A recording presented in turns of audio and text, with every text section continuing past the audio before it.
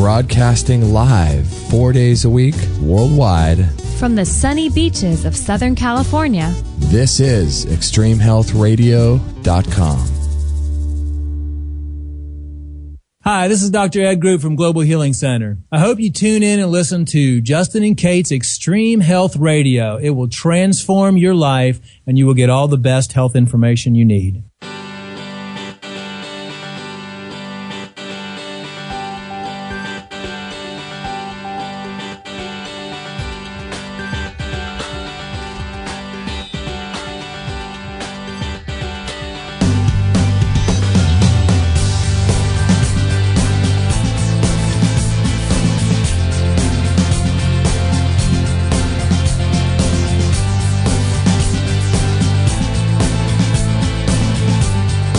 Well, this particular show couldn't come at a more opportune time, could it, Kate?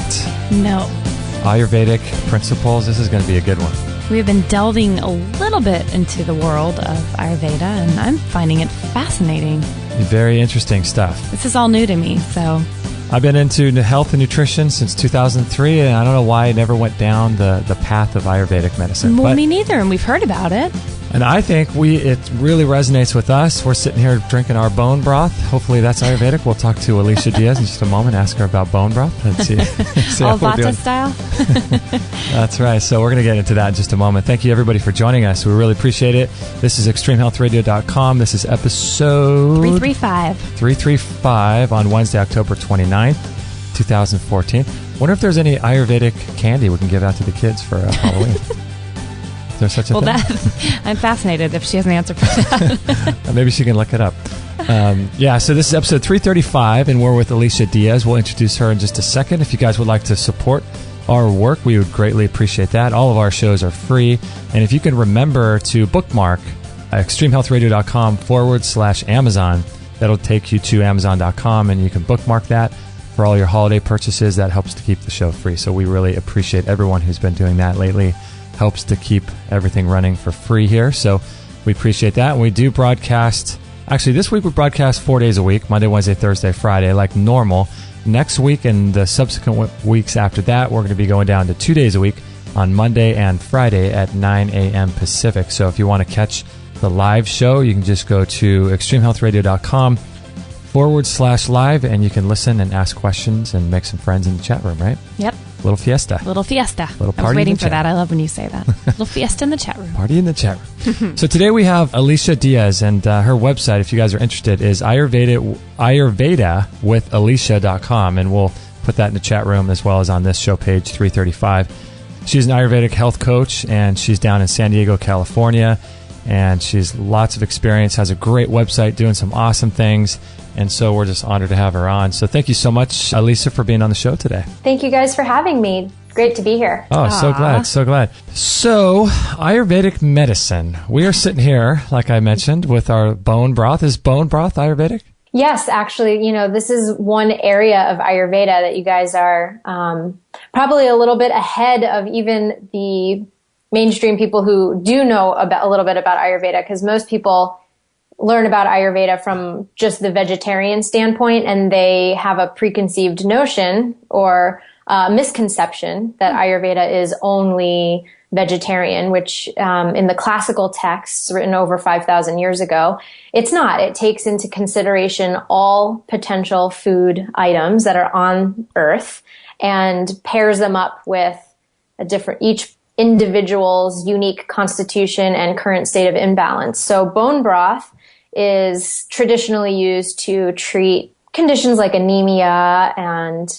things that are blood deficiencies and emaciation, or any kinds of situations in the body that would cause catabolism, like breakdown, and it helps build the body back up. So yes, so everything is Ayurvedic, really, when you just look at it from the context of different qualities and how to apply those qualities appropriately to your unique body. Interesting. I wonder why Ayurvedic got sort of tagged with the vegetarian thing. It's funny. I never even thought about the vegetarian. I just thought it was a system of healing. I never really thought that people would call it vegetarian versus not, or yeah. Well, if people are introduced to Ayurveda through nutrition, they usually think of it as like, oh, the Ayurvedic diet, right? Because like everyone has, there's this diet and that diet, and then there's the Ayurvedic diet. And now that's a total misconception. I think most people that get introduced to it through nutrition think that. So I love that you were introduced to it through, a full system of healing, which is more true to its actual essence. But the reason that it is currently, predominantly known as vegetarian is likely because a majority of India is Hindu based, which is predominantly vegetarian, or at least they don't eat beef or red meat. So a lot of the traditional teachers over the years in those lineages have passed on the teachings using those dietary choices because that was their choice. But that's not, the essence of really what the whole system teaches. Yeah, it's interesting, isn't it? Because we were talking, Kate, the other day about how Ayurvedic being, it's a full system of living. It's not just, diet is one sort of piece of it, isn't it? Yes, just one piece of many. In the ancient texts, there's really 8 systems, 8 different whole medical systems. There's surgery is part of Ayurveda, and maternity and OBGYN is another branch of Ayurveda. And so there's a lot of different, very specific medicinal branches, but it's also just a whole way of living, a whole way of being and living in cycle and in accord with the rhythms of nature to bring about your highest potential, whether that's in health, in mental, emotional, spiritually, all of those aspects. How in the world did you get involved with Ayurveda? Did you grow up in a family that was conscious of this, or is this No, not at all. The journey was, I think like many healers, healers heal thyself first. So I had been in the holistic kind of alternative complementary medicine field for about 9 years. And, I hit a point in my career where I was dealing with, me personally, I was dealing with reproductive imbalances, a lot of digestive type of imbalances and things like that. And just realized that the tools that I had working in these integrative clinics in New York City and that I was taught with my background that was more connected to Western medicine, I wasn't able to, these tools were showing limitations for me in my own health. And so I started seeking a new path and went down the road of Ayurveda and yoga and meditation and things like that kind of tapped me into some new opportunities for healing, for deeper healing. Well, this is hopeful because you're speaking my language. I resonate with you on the digestive and the female problems and all that. And I'm sure, the people that you talk to, it's probably these are probably both really popular challenges for especially women, I'm sure.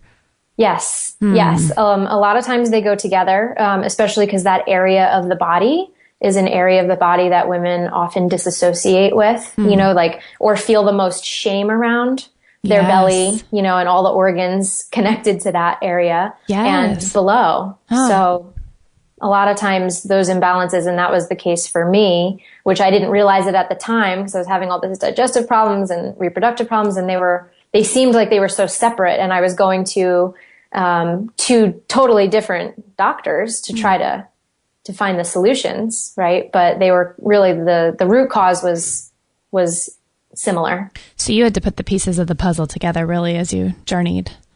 You got it. Wow. Exactly. This is fascinating. So when you delved into the world, I'm just so fascinated. When you delved into the world of Ayurveda, was this like years long process? I'm sure it hasn't been an easy road. And did you start seeing relief when you started to, basically where did you start? Did you find out your body type and then go from there and just ditch all the old lifestyle habits and things like that, or?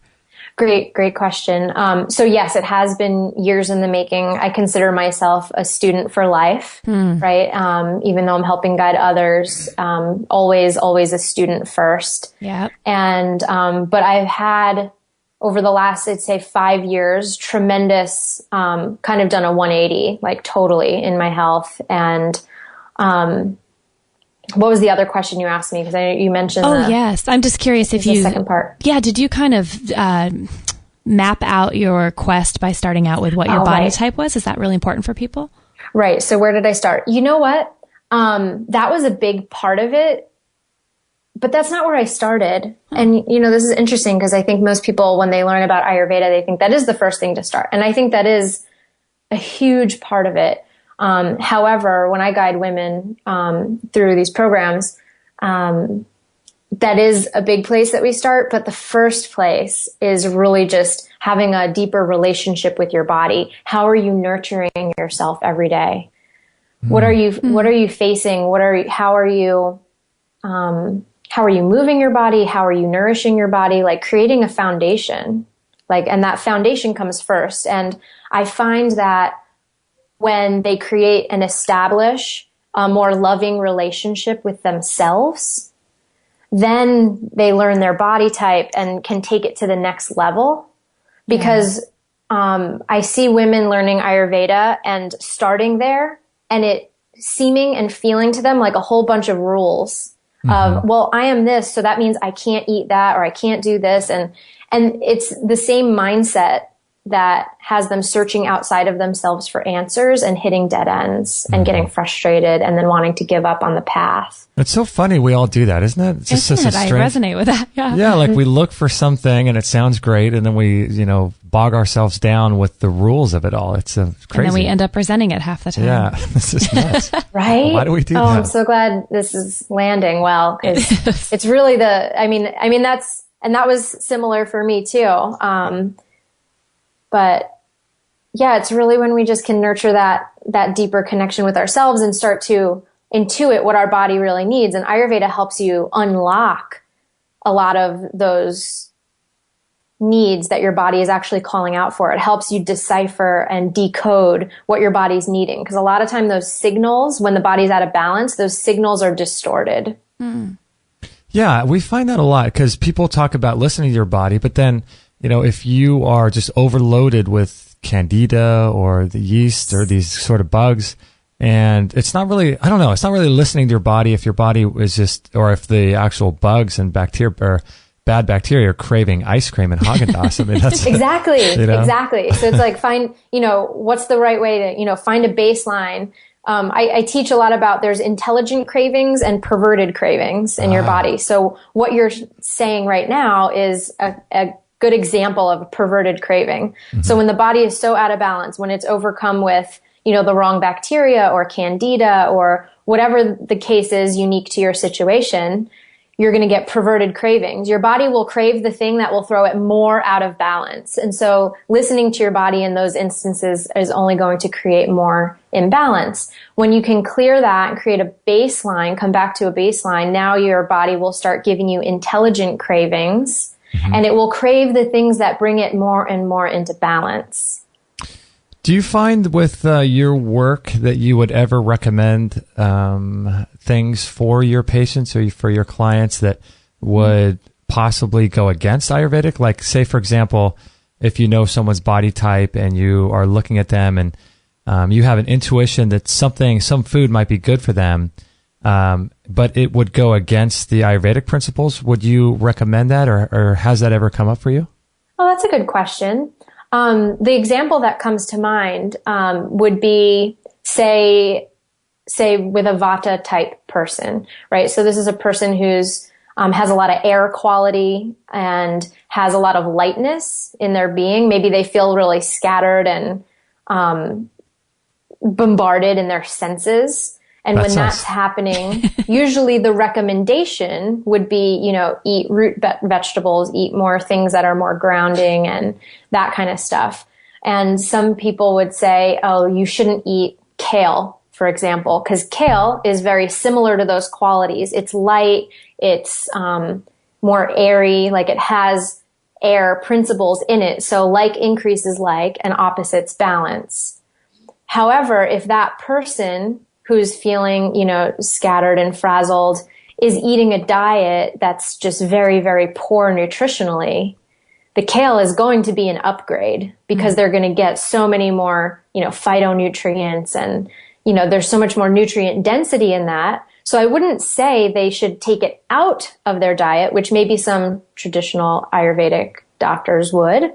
I would just say prepare it in a way that is going to be more integrated into your body in a nourishing, grounded way, which would mean cooking it, maybe not juicing it by itself, but cooking it with the sweet potatoes in some ghee or coconut oil or sesame oil and with lots of warm spices, because then you're introducing those qualities into your body rather than a raw kale salad, for example. Right. It might be a little bit much for a vata type. So why 3? Am I correct in saying there's 3 body types? Why 3? I mean, do we all fall under? I know that we're a mixture of some and things like that, but it's been around for thousands of years, so obviously 3 must be the magic number. So, there's 5 elements that create all of creation. So ether, air, fire, water, and earth. So those 5 elements make up everything that we know in physical form. And so our bodies are made of those same 5 elements. Now those elements come together and work in the 3 humors in the body. So ether and air come together to form vata. Fire and water come together to form pitta, which is the fire constitution or the fire elements. And then water and earth come together to form kapha, which is the basis of structure and foundation in the body. I see. And also lubrication in the body. So there's 3 because it's actually, they work together in terms of how those 5 elements are broken down. I gotcha. So it's kind of like when you were describing it, I pictured the color wheel. It's like you might have all these colors, but when you mix them together, you can only get a certain amount of colors, primary colors. Yeah, that's a good way to look at it. And, interesting. One other way that is not as often taught, and if your audience is, had some introduction to Ayurveda before, I would love to share this as another perspective of how to look at the bodily humors, because we all have all 3. So if you say that you're a fire type, that doesn't mean you're only a fire type and you have nothing else. It's the ratio that all of those exist within your body. Some people have more fire and less air. Some people have more earth and less fire. So it's all just the ratio. And all 3 of those are working in your body at all time, creating all of your metabolic processes and things like that. So you can think of these humors as your physiological functions, to keep it really simple. So if air is movement, so it's all movement in your body. Fire is metabolism and digestion and all of that. And then water and earth is structure and foundation. But water and earth is also, like, all 3 of these are also equivalent to the channels of elimination in your body. So there's another way to think about it. So urine, feces, and sweat. And sweat is, connected to the water channel. And the colon is connected to the air channel. And what did I just mess up with so they all need to be moving out of your system, and they all are connected to those 3. So when one builds up in excess, it creates imbalance. So you always want all 3 of them balanced in your body, regardless of what type, quote unquote, type you are. Interesting. This is a good time to bring up a question in our chat room from Jess, and he says, she. I'm sorry. One was, with these chat names. I know. Wondering if your body type changes as you heal and detox. So yeah, that's interesting. Is that a possible, or I guess there's a limited range of what your body type can change? Oh, this is a great question. So here's how it works. You have your constitution that you are born with. In Ayurveda, we call this, I keep calling it the baseline. This is your body-mind signature. In Ayurveda, it's called prakriti. Then there's something, so if you were to draw a line across a page, this is your horizon line. That's your baseline. And then there's something that varies from that. So this would be like a squiggly line that you draw above it. There's something that varies from that, and that's your Vikriti, it's called in Ayurveda, which is your current state of imbalance. It's different than your body-mind signature. Oh. So as you cleanse, as you detox, things like that, your Vikriti, your current state of imbalance, is what fluctuates. Your baseline always stays the same. Okay, that makes but sense. But how your baseline and how your current state of imbalance manifest for you and show up for you can change through various stages of your life, through your whole life cycle, through the seasons that go, around the year, because there's different elements kind of present in the environment. So people who have heat imbalances, who are a fire type person, will have more problem with their health in the summertime, right? Because it's high in the environment. So it appears that your body type is fluctuating throughout the seasons or throughout different phases of life, but your baseline stays the same, and it's what the current state of imbalance is fluctuating. You painted a perfect picture of that. That makes a lot of sense. I can visualize that. Yeah, I love that. Yeah. Yes. We're going to take a little bit of a break right now and come back with Alicia Diaz. Her website, if you guys are interested, is aliciadiaz.com. I'm sorry, Alicia Ayurveda with Alicia.com. I can get that right. And we'll put that in the chat room as well as on the show page, which is extremehealthradio.com/335. So we'll put that there. And we'll be right back with Alicia Diaz right after this break. Did you know that conventional dog food contains antibiotics, herbicides, pesticides, ground up carcasses from roadkill subjected to high heat processing, artificial colors, chemical preservatives, way too many carbohydrates, genetically modified corn syrups, indigestible grains, and a lack of moisture content in the dry kibble? Obviously, this can lead to health conditions like diabetes, itchy skin, teeth and gum problems, liver damage, obesity, behavioral issues, pancreatic problems, and even cancer. That's why we recommend the BARF diet, which is the biologically appropriate raw food diet from Barf World. Their unprocessed raw meats contain bone, organ meats, vitamins, and minerals that are loaded with enzymes. Barf World founder Robert Mueller explains more. Sure, I don't have to convince you on the damage that's caused by high heat to food. So as a result, we see many skin disorders, a lot of arthritis, obesity, heart disease, cancers. I mean, it's just rampant. The vet clinics are just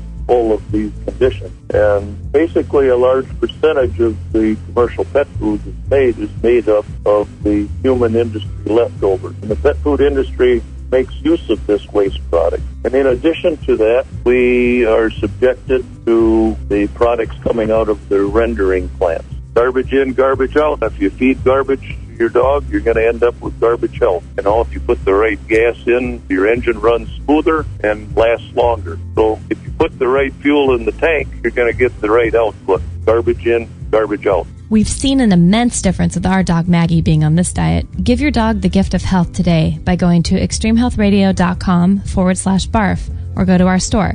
That's extremehealthradio.com/barf to learn even more. I wanted to tell you about this really powerful and unique product called the Q Laser. Did you know there's over 2,500 peer-reviewed clinical research studies showing the benefits of low-level laser therapy on the body? We had Dr. Larry Lytle on episode 165 talking all about it. Dr. Lytle, what is the Q Laser? The Q Laser is a light-delivering device, handheld, rechargeable, that is for lay people and professionals, that works at the cell level of the body to restore energy.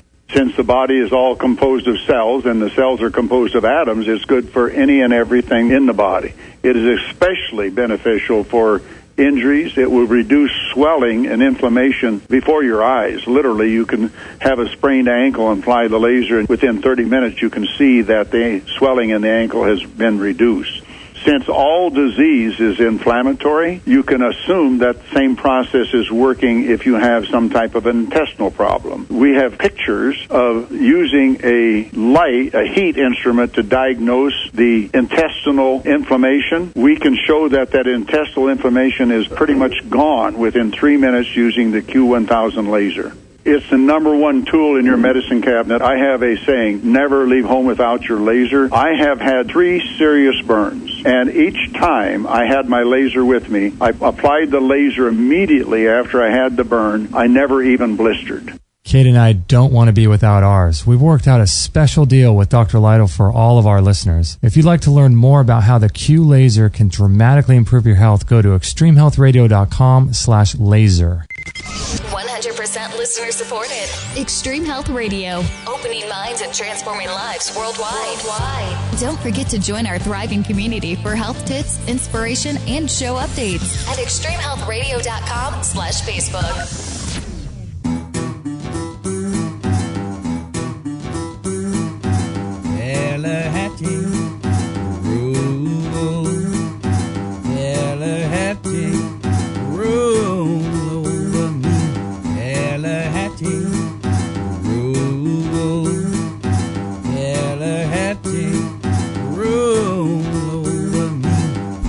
Well, we're having a great time here, aren't we, Kate? Oh my gosh. This is like my new obsession. I know, right? We got introduced to Ayurvedic medicine only about a month ago.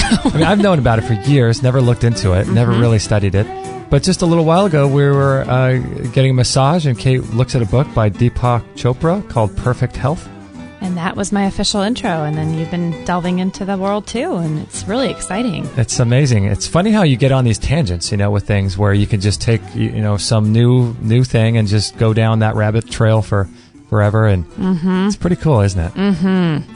Very, very cool. This is one of the best conversations. I love it. So this is a very timely discussion with Alicia Diaz, and her website again is ayurvedawithalicia.com, and you can follow her on Facebook, and she's got a great newsletter that Kate just signed up for, right? I did, right now, at the break. That's awesome. I'm in. You're in.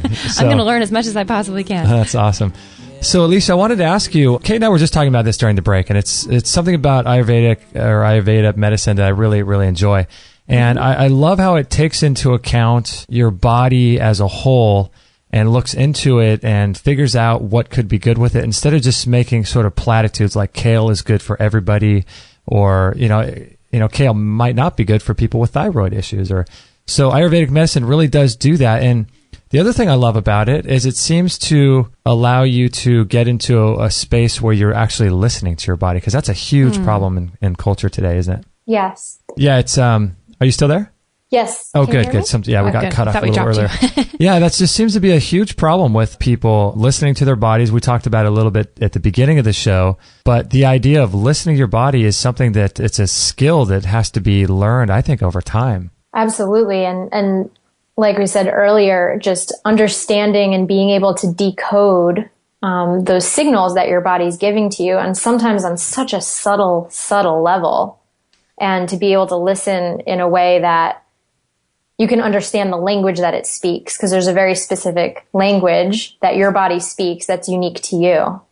So when you started listening to your body speaking, was that, like you mentioned earlier with the meditation and the yoga, did that go, I'm sure, hand in hand with starting to really see changes within your digestion and your challenges in your body?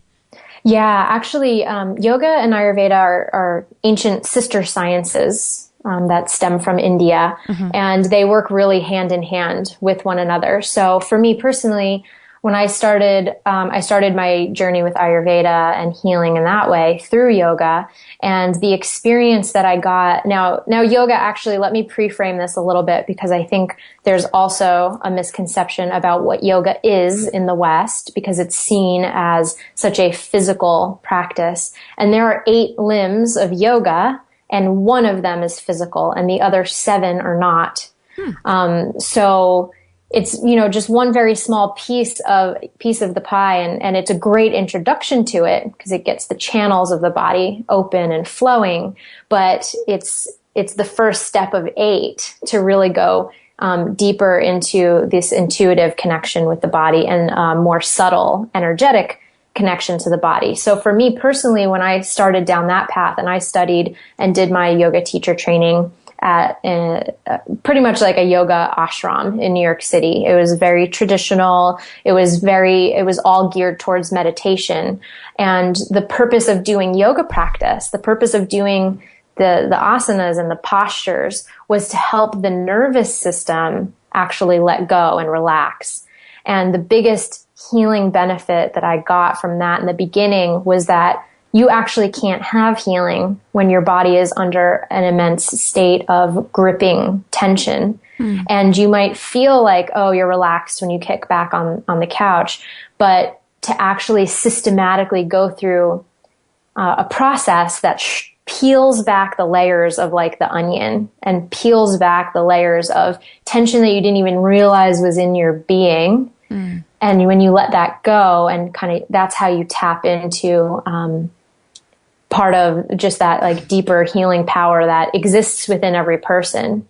So it's part of that process. So that was what it was for me. And that's, one of the things I work with women on too. Yeah, I bet that really makes sense, because I think like with any other lifestyle, if people just charge it and think that they're going to just do this list of foods and not that list of foods, you're missing out on the whole point of the true healing and the journey. Because I mean, everyone Justin and I talked to on the show everyone, I'd say 99.9% of the guests would agree that it's a mental, physical, spiritual, all wrapped up into one. It's very hard to isolate these things. Yes, they cannot be isolated at all. Yeah. Exactly. It seems to be the case, doesn't it? So what are some of the bigger issues? Because you work with a lot of women. What are some of the bigger issues that you see going on with women today? What are they coming in for? Well, I work primarily with women in the childbearing years, so like 25 to 45-ish. So women who are having their cycles and very uncomfortable with their cycles. Whether it's something mild, like just, feeling a lot of PMS, getting really moody and irritable, having cramps, breaking out in acne, all the way to more intense, severe, debilitating cramps or headaches, or kind of like just where they're completely out of commission for like a day or two, a month. My gosh. And so yeah, that's kind of part of the range. Women who they may or may not have had children already. I don't specialize in pregnancy, although there's a beautiful branch of Ayurveda that's pregnancy and postpartum. But it's more like the preconception woman who's really wanting to find wholeness inside of her body in order to be able to conceive from a place of wholeness. Wow. That is beautiful. Yeah, that's interesting. What a neat line of work, really, or passion in life. I mean, you must feel really called to this work, because I don't know. I feel like it's something that is almost a special gift, and not everybody knows how to start this work. So it's neat to have some guidance along the way. It's really neat. So what are some of the issues that so women are coming in and they're seeing you during those years? Have you noticed an increase in women having more problems in recent years, or I guess you would always see the women that have issues, right? Yeah, well, and not necessarily. I mean, usually there's some kind of pain that's invoked in someone for them to reach out for help, right? But I'd say it's a general like social or societal agreement that we've made that to be a woman is kind of just, we're just going to have to put up with. It's almost like a curse, of womanhood. And we've lost all of these rites of passage that in traditional times were beautiful kind of like ceremonies of women, young girls reaching the age of menarche, and women reaching the age of menopause or into, birthing their birthing years or having a child. And there's all of these, the value that our society places on that now is non-existent. It's, women feeling like their partner, like they can't be around their partners, or their partners are just like, screw this, I don't want to be around you. Let me know when or is it that time of the month? It's just like all these social taboos. And I believe whether a woman is experiencing intense physical pain or not, there's healing to do in this area. Yeah, it's fascinating, because I think, in our culture, we are just so completely removed from anything that, or like you said, taboo. We're completely removed from anything that is the essence of life. Like, our birthing process is completely medicalized. The death process is completely medicalized, and everywhere in between, people don't like to see, gory things or anything has to do with life and death. It's weird how we're so removed from all that stuff. Absolutely. That's a really great point. It's true. It's unfortunate, but it's also an opportunity. That's true. So these women coming in to see you, are you suggesting a major life shift upon first meeting with them, or is it more, hey, let's take this really easy and just figure out, what's going on, or do you suggest they really kind of charge it full steam ahead if they're going to? This is a great question. So I think a lot, that's a general vibe, right, in society too, is like charge it and do it and results. And, it's a very masculine approach, which is great. It has its definite benefits.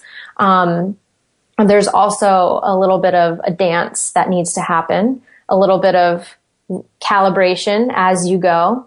And I find that to get sustained results for someone, that they need to immerse themselves for an extended period of time to really embody a new kind of flow in a way that it sticks with them and changes their trajectory, their path forever. Because if you just say, I'm going to do this 30-day program and I'm going to charge it, how often it's just this on again, off again. Yeah. It doesn't challenge the current, norms of how everyone's doing it and how many results are people getting, with their health when you look at the statistics and the fulfillment and the happiness.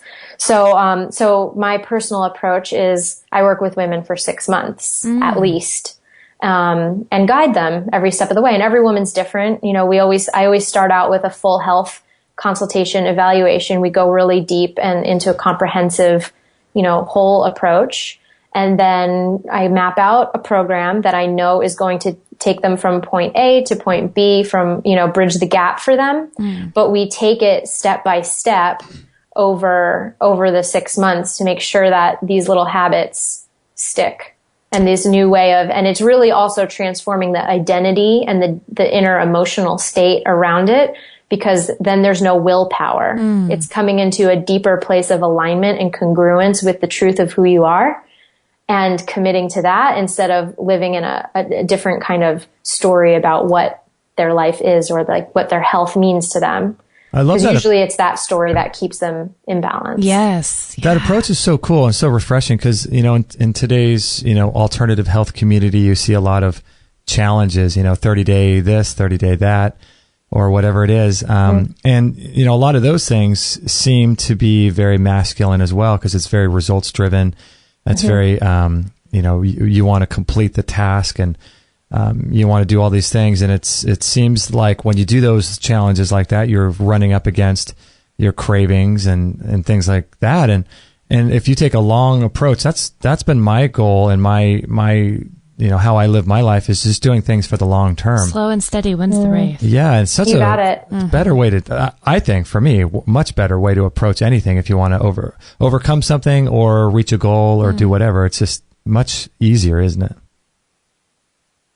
I think it's less emotional too, to be honest, because remember like a couple of years ago, my first, foray into the health detox world was like a 3-month cleanse. And let me tell you, the first 3 days, all I did was cry. It was so intense at the beginning that I just, everything upset me. Everything was really emotional. And, after the 3 days, I got over the hump and it ended up being a great thing for me. But knowing my personality and how I do life, it would have been a lot easier to kind of ease into something like that. And do women, when women come and see you, are they adverse to going for like a 6 month? Is that something that you have to explain to them and how it works?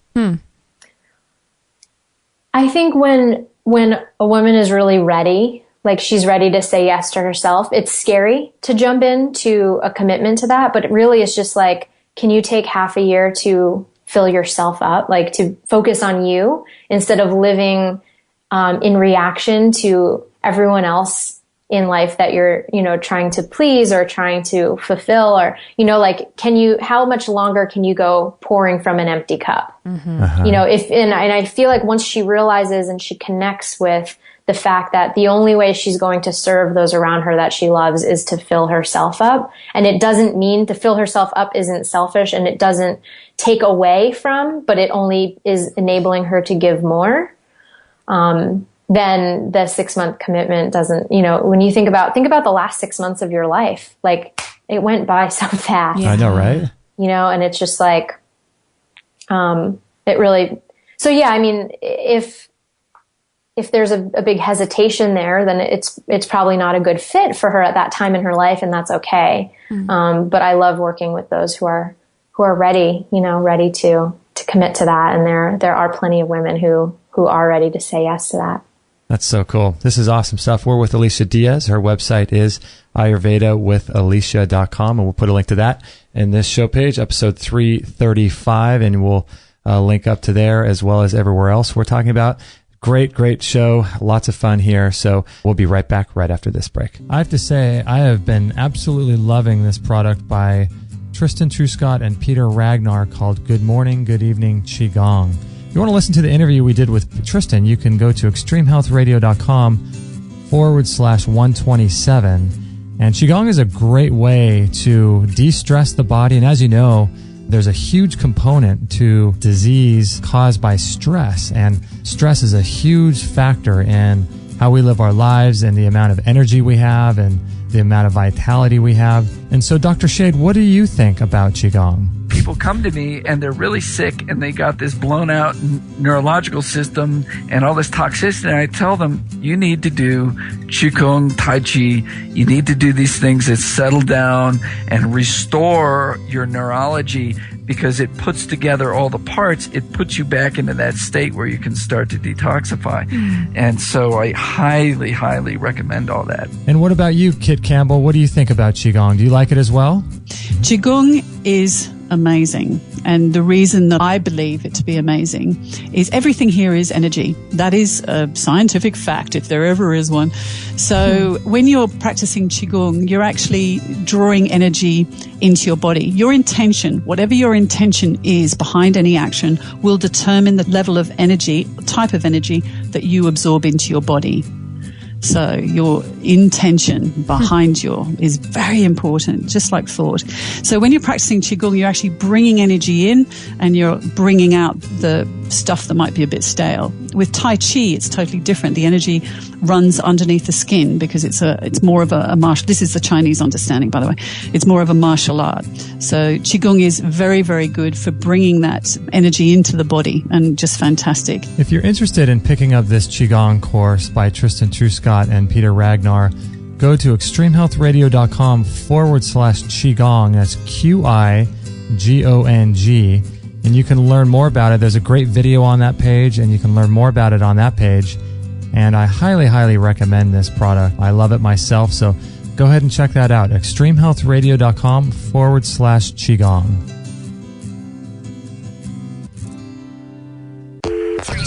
All free shows, all the time on Extreme Health Radio.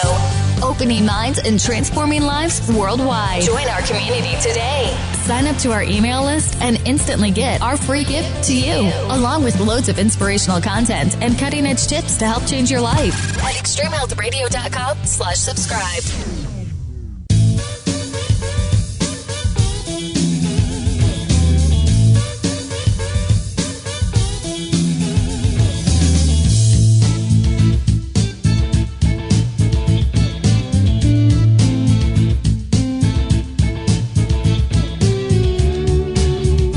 Well, I just love this information, don't you? I do.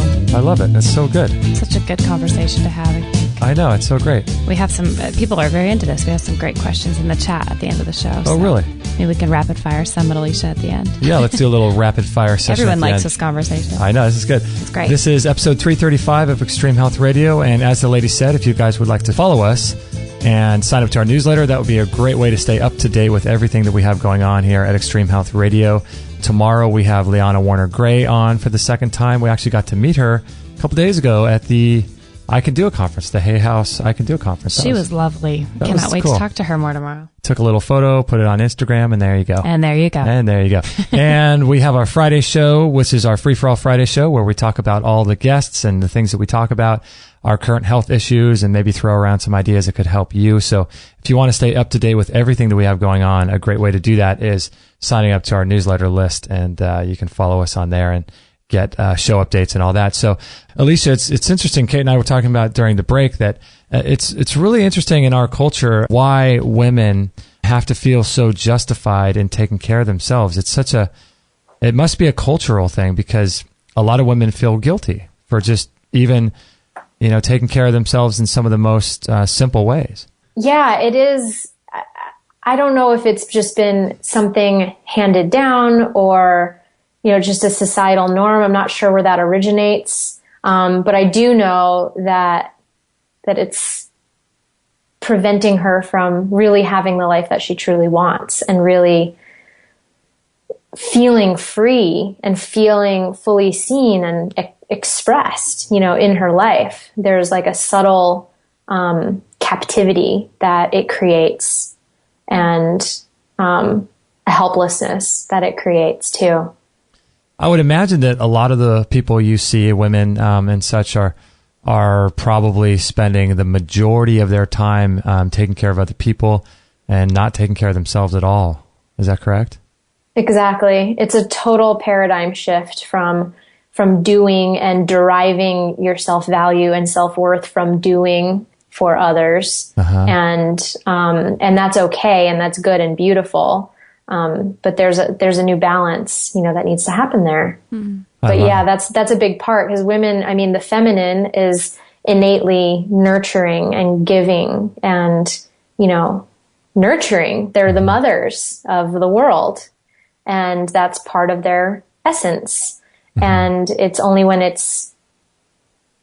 but there's, just like you breathe in and breathe out, that exchange is equal. You can't just keep exhaling without ever inhaling. You can't just stay awake all day without ever sleeping at night. And that's really the masculine energy is the exhale. It's the daytime. It's the doing. It's the outward moving energy where the feminine energy needs to fill up and inhale and rejuvenate and sleep and receive. That makes so much sense. In order for that all to be in balance. So what are some things that you recommend to people, maybe, regardless of their dosha? Are there certain, self-care practices that you sort of just lay out for women to take care of themselves just as a starting point for all doshas? Yes. One of the first practices, now I'd say, just any self-care practice that lets your sensory awareness go inward. So whether that looks like taking a bath, a warm bath by candlelight and being alone or listening, having some calm, tranquil music in the background or nothing at all. If you're really trying to let the senses come within. It looks like sleeping. It looks like letting yourself go to bed early when your body is telling you, like, I need to shut down. It's taking some time, those one or couple days a month when your body is trying to rest and release and cleanse itself. It's like, that's also the same. It's the monthly nighttime that your body needs to sleep and, rejuvenate. So it's just taking a little bit of a rest from the doing, going activities when you're on your cycle and taking that time to do some journaling, do some reflection, go to the park, be in the grass, go for a walk by the water or sit by the water or something that's just for you. And then just Ayurvedically, there's one of the most phenomenal practices that any human being can do for greater health, great skin, longevity, calming the nervous system, and just deepening the love that you have for your body so your body can relax into that, receiving that, is called Abhyanga. It's a self-oil massage. And you essentially just take a little bit of oil in your hands and apply it to your body just like you're applying lotion to your body, your whole body, and massaging yourself as you go in a warm environment, and then taking a hot steamy shower and rinsing off the excess. I have actually a video that I will post to my website right now. It will be aliciadiaz.co. Okay. So I'll put that video up on the website so that you can see exactly how to do it step by step. But it's and there's more of the benefits and stuff, so you can watch the video to learn more how to do it and why to do it. But that's one of the best first practices for creating a deeper relationship with your body. That's really helpful. Thank you for doing that, because we're, going through that Perfect Health book by Deepak, and he mentions that, and I go, what does that look like? What is it? I'm a little confused. So this is great. That's great for people to know. I'm sure you might speak about it in the video, but is there a specific kind of oil people need to be using for their different dosha type, or does it matter? Yeah, I mean, I would just, if you have a lot of heat in your body, I would use coconut oil. Like if you run hot, if you get acne easily, those types of things, I would use coconut oil, melted coconut oil. For other body types, that sesame oil is good, or sesame and sunflower oil mixture is nice. Sesame is really detoxing. It's nourishing. It actually cleanses the body, and it's also really calming to the nervous system. Sunflower oil will be good for any of the three body types as well. It's much more moisturizing, so your skin will retain that moisture a little bit better than the sesame, but the sesame is more cleansing. So you can mix them together, or you could use one or the other. I'd say those are my top 3 recommendations. In the video, I also go into recommendations of what oils to use. Oh, great. There's herbalized oils that you can get from like Banyan Botanicals and things like that, with specific herbs that are best for different body types. And their website will walk you through how to choose that for yourself. Oh, wonderful. We had a good question in the chat room. Actually, we have a few, if that's okay if we throw a couple at you. But please. Great. Someone, Isby, our friend in the chat room, wants to know, is Ayurveda good for chronic disease? And do you have any opinion on urine therapy and Ayurveda, if you know of a connection there? Yes, Ayurveda is great in terms of chronic disease, there's 6 stages of disease pathology that the body takes, that Ayurveda looks at, that the body goes through these 6 stages, and how to reverse those 6 stages depending on what stage has been reached. So yes, it's excellent from that. I can't speak to it anymore without knowing what particular imbalance you're talking about. And then what was the second question? The second one was, do you have any, urine therapy. Yeah. Do you know of a connection or possible benefits? That's not, I've learned about it. I'm not sure which form you are referring to, because there's a couple different uses. There's like urinalysis in the traditional texts that helps for diagnosis.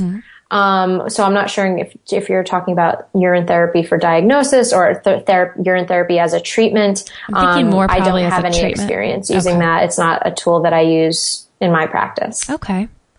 We also had a great question from Carly. She asked if you would mind touching on, can you talk about getting live enzymes and the benefits of raw foods when we potentially are more vata or windy and are recommended via Ayurveda to have cooked food only?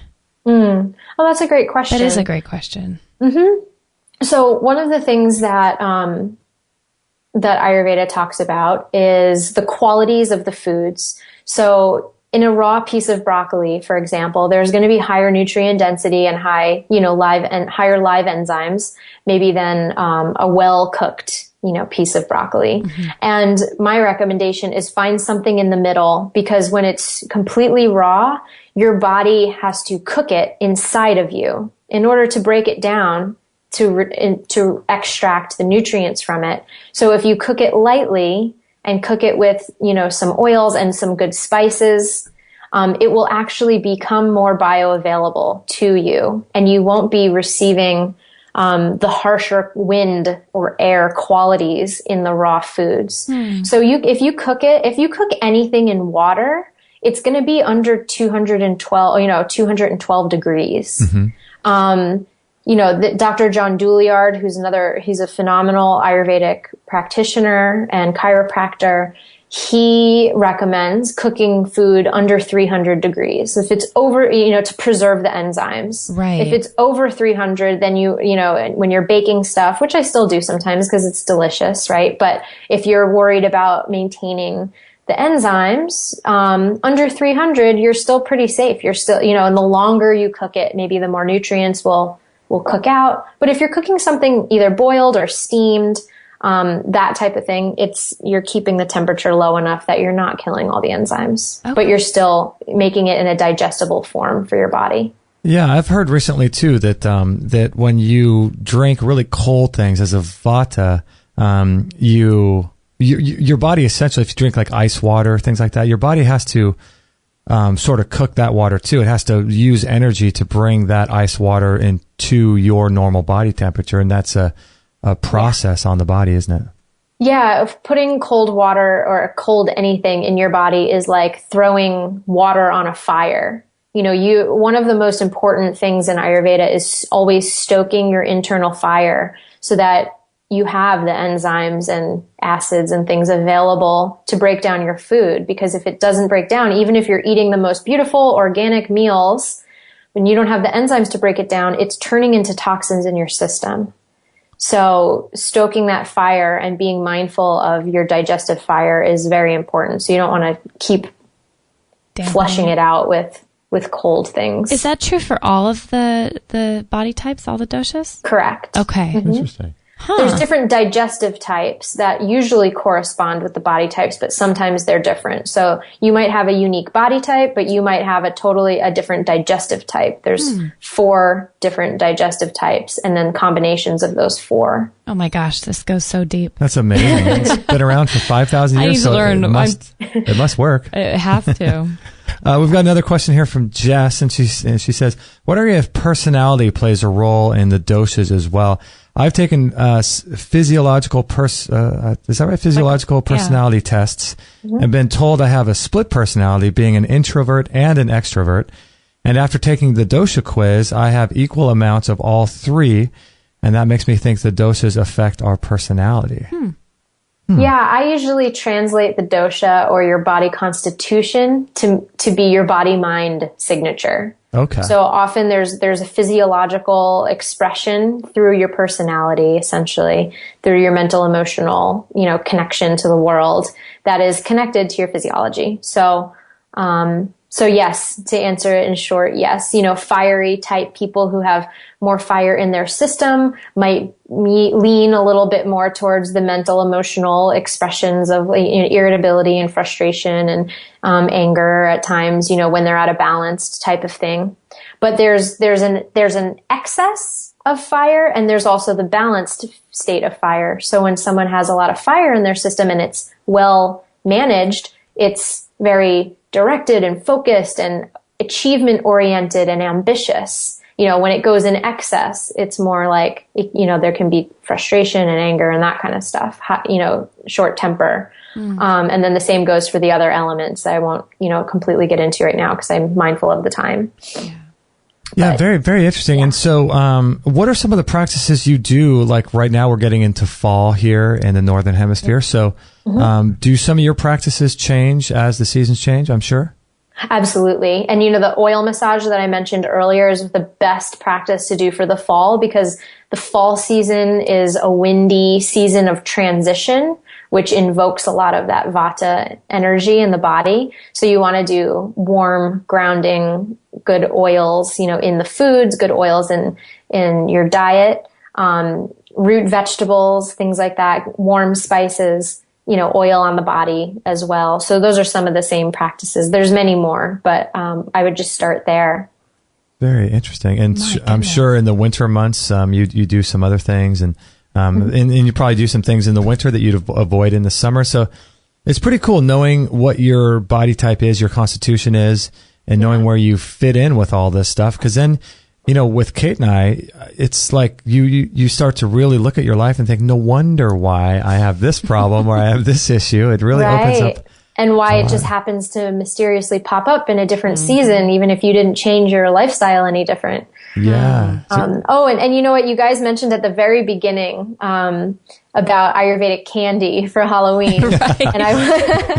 And I wanted to share something with you. Actually, I launched a cookbook last month, an e-cookbook. So it's at energycookbook.com, and there's a 5 free recipes at energycookbook.com. And the 5th recipe is actually a sweet treat recipe that would be really great for Halloween. So if anyone who's listening to this call wants to download those free recipes, there's a sweet treat, and it's also a great treat for the fall because it mixes, it has dates in it, and it's very grounding and kind of nourishing. And the cookbook has a ton of other like pumpkin pie and other, yummy. You're speaking my language, Alicia. So that's another resource. I just posted that in the chat. This is fabulous. That's so cool. I'm so glad you mentioned that. Energycookbook.com, right? Yep, you got it. That's so cool. Hey, what if anyone wants to learn further? Obviously, we just started following you on Facebook, so you're on Facebook, and Kate just signed up to your newsletter. But in terms of like books, and I know you studied under Vasant Lad, I think his name is, and what are some books that you would recommend for people to learn more about all that stuff? The Deepak's Perfect Health is a great start. That was one of my first as well. For Dr. Lad's book, one of the greatest handbooks, it's called The Complete Book of Ayurvedic Home Remedies by Dr. Vasant Lad. And it's just like, it's like a Bible of, any different ailments and that you might be having. It's like A to Z kind of thing. And you can look up and get a deeper understanding of some remedies that would help. And so that's a phenomenal start. And the introduction to that book goes a lot more deeper into the principles of Ayurveda and, how they can help you in your life. So that would be my number one resource for you right now in terms of books. Wow. Yeah. Two great books. I'm doing the Deepak Chopra one. I haven't looked at that one yet, but two great books to get started. Yes. Yeah. Wow. Awesome. So do you have any other projects? You just launched that ebook just recently? The ebook was just launched at the beginning of October. So that's available. I'm going to be holding a live event here in San Diego the last weekend of January for a very small, intimate group of women. So if anyone's interested in that, they can go to my website, aliciadiaz.co, or you can email me at support@aliciadiaz.co. Okay. And we can set up a time to talk about that. I'll give you more details. But those are the main things working on at the moment. I have a business partner and I were working on a documentary, and so that's to be announced when that will be released. Oh, gosh. So what are you not doing? So some fun things on the horizon. Oh my goodness. That's awesome. That's How so cool. exciting. So I have to ask you, what brought you out to LA? Because you said you were in New York prior? She's San Diego. I left New York and came to San Diego, actually. Right. So it was all pursuing this new life, this new dream of really serving the world through Ayurveda. And, I studied in India and I studied in the US. One of my teachers has a clinic in India and the US. So I've traveled and studied extensively with them and, just really wanted to be in a sunny region of the US that I could, share these teachings. And I mean, I share them worldwide. I guest teach in New York City and, in New York area as well. So, I'll be starting to offer retreats in different parts of the world, but I like that my home base is here and I just love it here. I've always been drawn to the beaches here and nature here. So I was going to ask if San Diego's treating you well. I'm glad to hear it is. Yeah. That's so cool. Yeah, it's been great. And you do a lot of YouTube videos so people can learn all about what you're up to and different things like you were talking about earlier with the oils and things. You do a lot of YouTube videos as well. Yeah, I'm trying to branch out more and more, doing more online, sharing of the teaching so that they're more accessible. So that's a big part of my practice too. That's awesome. Well, thank you so much, Alicia, for being on the show. This was an awesome introduction to Ayurveda, so we appreciate it so much. Yeah, thank you guys so much for having me. It's been an absolute pleasure speaking with both of you and all of you, and I hope to connect with everyone again very soon. Awesome. Wonderful. Well, thank you. Hold on the line there, Alicia. We're going to close out our live show. We appreciate everyone that joined the live chat room and asked your questions. Appreciate that a lot, and I would highly encourage you guys to follow Alicia on Facebook and sign up to her newsletter series that Kate just signed up to. I'm so excited. Which is really cool. So make sure to do that. Go over to her website, aliciadiaz.co, and then ayurvedawithalicia.com. You can sign up to her newsletter. Good stuff there. So make sure to do that. We really appreciate you guys being on the live show. And if you can, and you enjoyed this show, please pass it on to your friends on Facebook or Twitter or via email, whatever. That would be just really, really helpful to us. And we appreciate all of you so much. So thank you so much. And we'll catch you on the next episode. Thanks, Alicia. Have a beautiful day, you two. We'll be in touch very soon. Okay. Awesome. Thanks, Alicia. Okay. Bye. Bye. Bye. All right. Well, there you have it, Alicia Diaz, and you can check her website out. We're going to talk, Kate and I, extensively about some of our insights into Ayurvedic here in just a second. So stay tuned for that. We're going to break this interview down and have some fun after the break. So we'll be right back. Kate and I have had our sauna for about a year now, I'd say, when we first got it from Phil Wilson. And it's an incredible machine. We use ours about every single day. Kate sits in about 20 minutes, and I sit in there about for a half hour. Usually watch a documentary, and it's extremely relaxing. It's really, really an incredible machine.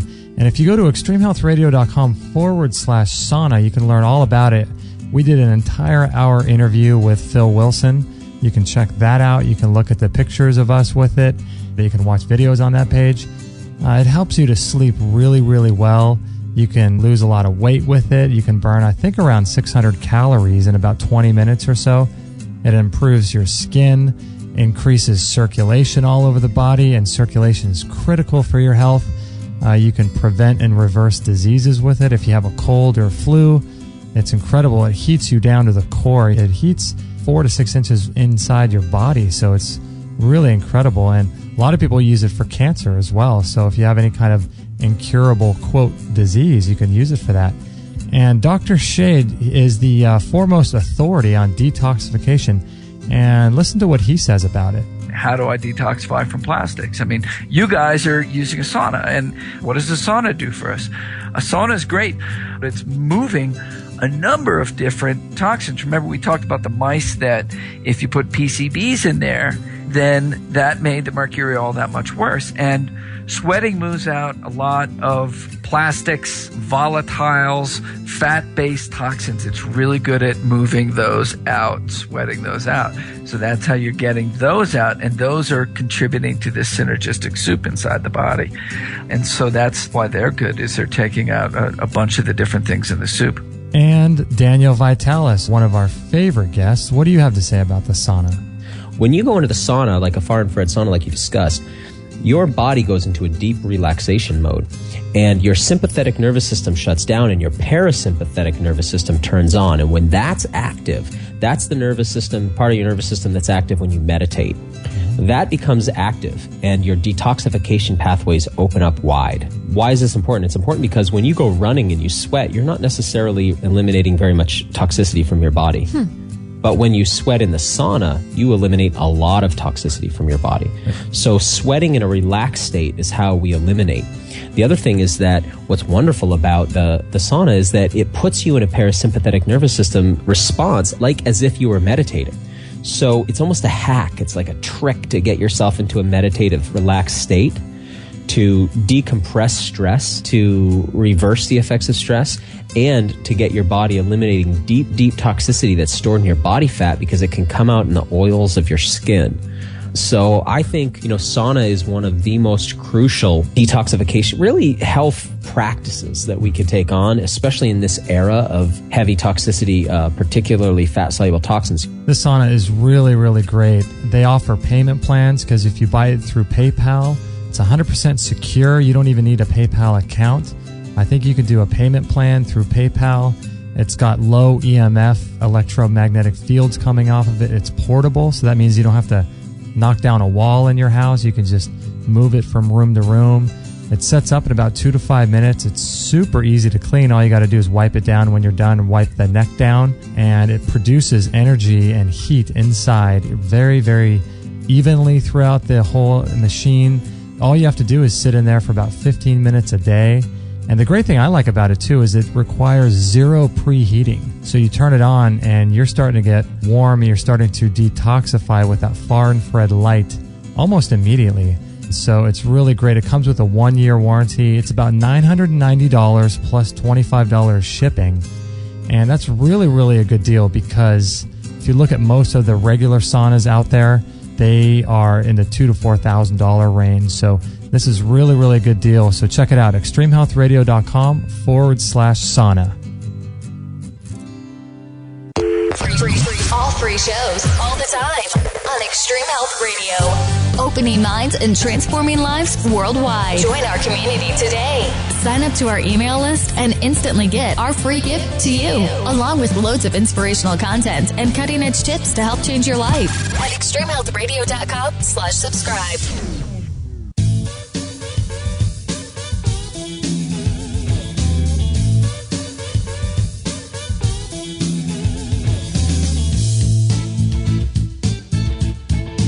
Well, I know what Maggie's type is. Oh, you stole my thunder. I was going to talk.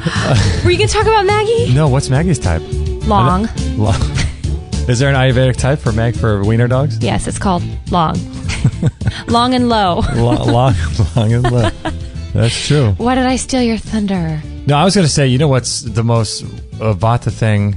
We just did an ad for our sauna. Uh-huh. Maybe that's why we love it so much. You know, we probably are drawn to that. We're vatas, yeah. Just like we're drawn to the desert when it gets too cold here, which doesn't get very cold in Southern California, but when it does, we want to get warm. We always want to go to warm places on vacay. But you know what's weird about you is that you have always loved wintertime, which is so strange. You know, this is the thing I've realized about myself, to be honest. I love the ideal of wintertime. I love the romantic idea of it. So I have never liked lovebirds and on a couch sitting next to the fire with a cup of coffee. Yes, and back in the day it would have been roasted marshmallows. Now it's drinking a cup of mushroom tea. And ice skating in New York City. Christmas sweaters. Horrible. I've never liked horrible Christmas. No, but you like that whole idea, right? I love the romantic idea of it, but every time I've traveled abroad, I've been to, Europe in the winter, I want to die. It's cold. Oh my gosh. I'm miserable being cold. So yes, I like the idea, but I want to feel a little crispness, but I also want the sun on me, which, come on, is that too much to ask? Yeah. That's too much? So yes, that's probably why we are drawn to things like that. And as I get older and know what's better for me, the less I want to go to cold places. Mm-hmm. Mm-hmm. Yeah, interesting. Mm-hmm. I think that this whole Ayurvedic thing makes so much sense. I think it makes so much sense. I think people need to look into it because it's a lot of popular diets are happening these days, and I don't know. This is a system of healing and a system of a way of living that's not necessarily. I mean, diet is a part of it, a cog in the wheel, but it's not the whole thing. Right. And it seems to just make so much sense that it takes into consideration how you move, how you think, what your personality type is, what your body type is, what your cravings are. And it puts all this into a system of healing where things start making sense for you. Who even knew we had a digestive type? Yeah, so within each dosha, there's different digestive... Is that what she said? Yeah. Different digestive types? Yeah, I believe she did. Golly. It goes way deeper than I ever thought. But, talking to her, I mean, it smacks you over the head sometimes of how much sense, at least it made to me, that for all the doshas, no matter who you are, it doesn't make a lot of sense to pour a lot of cold substance down your pipe. Mm-hmm. Yeah. Into your room temp, into your 98.7, what are we? 99, what are we? 98.6? 98.76 degrees? Yeah. Wow, I'm blanking on that. I forget. I need to take a class. But it does seem weird that you would pour something colder than your natural body temperature into your body. And like Shu said, it has to almost like recalibrate and warm up in there to bring it to even room temp before it can like expand out and digest and go away. And I mean, that's shocking to the body. I mean, it's like jumping, there's people who say jumping into a freezing cold lake is great and then going straight into a hot jacuzzi. I mean, doing that whole shocking your system thing. But when you think about putting cold stuff in your body, it just hit me to talking to her that doesn't make much sense, that your body would be shocked by that. And not perform at its best level. It's almost like you're taking it 5 steps down before you can get to ground zero again. Well, there was, for those that are interested, we had a guest, I think twice, our friend Meridian Grace, and she was following a raw food diet for many years, and she's Ayurvedically minded. I guess, minded now, but she's Ayurvedically, a vata, so the raw food is not as good for her, and she ended up having some kind of colon cancer because she was eating all these dampening foods, and her spleen was getting overworked, and bringing all these cold foods into a body that was being thrown out of balance by that. And so it makes a lot of sense because your body needs to use energy to turn food into its temperature. So if you're doing that, yes, you're getting the live enzymes, but if they're freezing cold, or if it's cold smoothies, I don't know. That kind of makes me bummed because I love smoothies. I'm super bummed because I'm saying this here thinking, I can't wait to go out and make a smoothie. Because, my problem is that I just had this bowl of warm broth. I feel amazing, but now I'm hungry. Yeah, me too. So that's my most natural thing. I mean, we've done it for years. So it's going to be a challenge for us to kind of recalibrate. But, that's what's great about these tools. I'm so glad that, I've looked a little bit online at Ayurvedic recipes and things, but I'm not quite sure I've seen any that I really resonate with as far as like a whole vata system to eat by. So I'm curious to check out her energy cookbook and eating for energy, and just to kind of see if there's more there that I could feel more at home with, Eating for energy. That's so cool. This is exciting. I can't wait to see her pumpkin stuff. Yeah, it's, for me, it's something that I want to get into because you can apply the principles of raw food. You can apply the principles of herbalism. You can apply the principles of doing a paleo diet, all within the structure of your Ayurvedic principles of how you live. And so it makes so much sense. Like we're talking the other day about some of the vata characteristics, which is what we are, which is more airy, more windy, less grounded, more cold, and those types of things. And the vata, to balance that out, likes structure, likes routine, and likes warm things, and likes peace.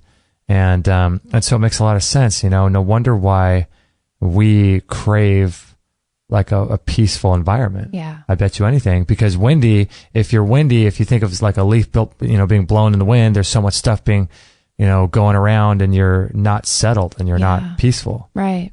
So it makes sense. Chaos around you. Yeah. It does make sense. And I think that, the question in the chat room from Jess, I believe it was, about the personality along with the dosha. I mean, being empathic, I wonder if most vatas are empathic, because there's things I'm putting together that I never really thought were part of a dosha system.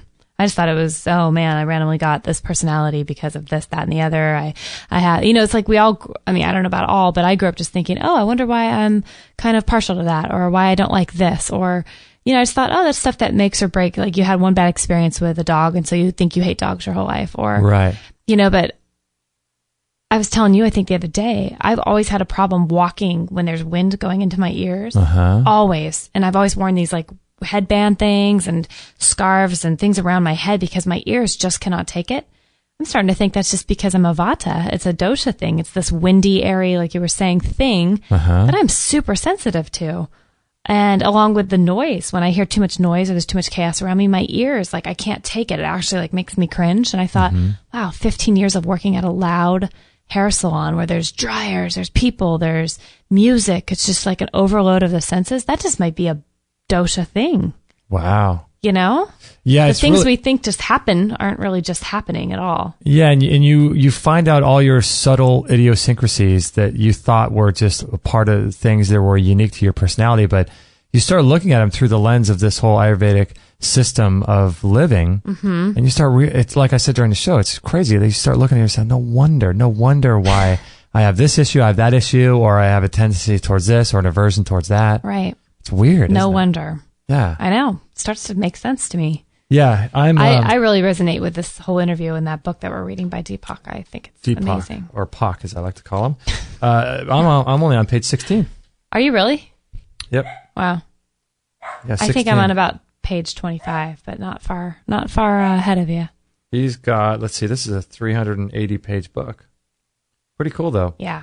And I feel like it'll just be an introduction, really. I feel like it could go really deep. There was a question in the chat room. Did you see it? I think we forgot to ask it about how, I think she touched on it at the beginning, but how yoga plays a role in Ayurvedic Yeah, principles. she did touch yoga and meditation both. And I wonder, I'm sure she does all that, right? Oh, I'm sure, yeah. Well, she's a yoga yoga instructor. Yoga instructor.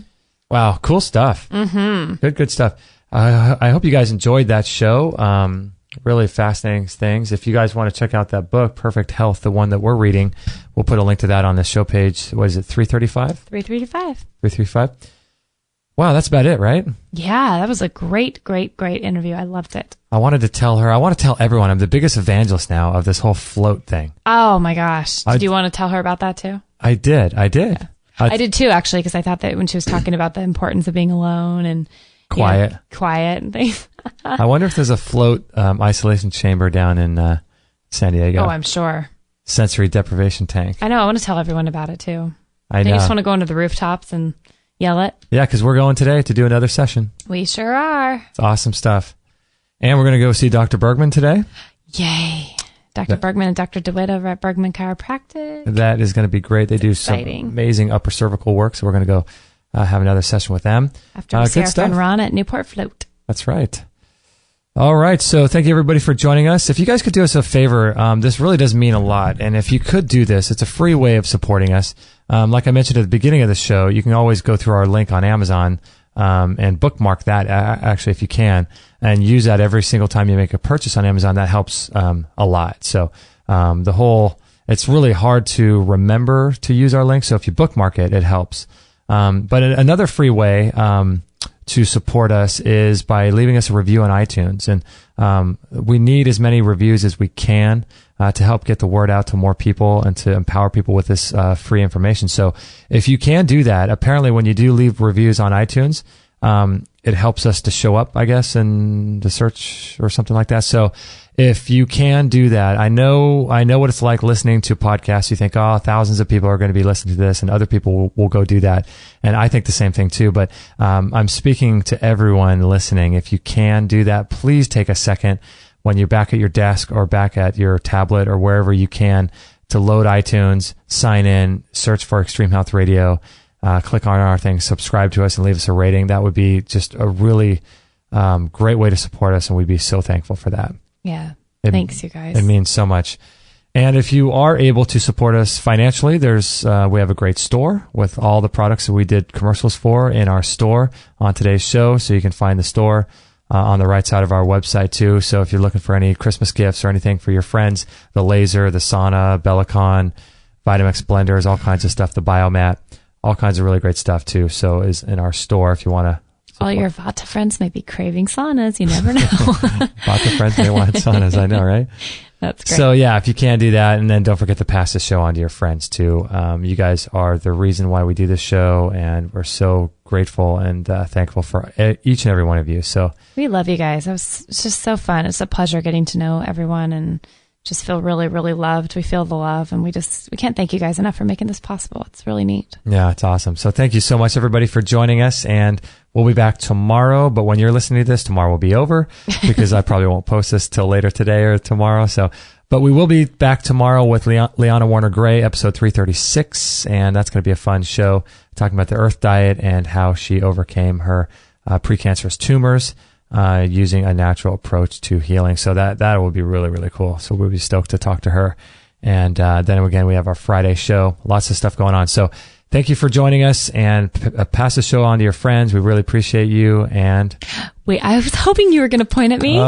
We will catch you guys on the next episode. Okay. Hey, everybody. This is Josie, Justin's mum. Don't tell him, but I know he would absolutely be really happy if you would sign up to his free weekly newsletter. And don't forget to share this with all your friends. This is the buzzing bumblebee signing off.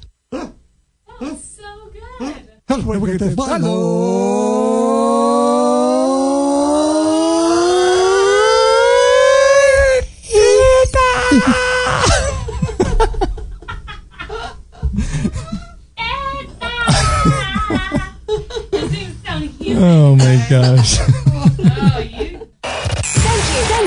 Thank you for listening to this episode. It's time to go for now, but our mission does not end with this show. Justin and Kate will be back with another interview packed full of ideas, discoveries, and unique ways to regain your health.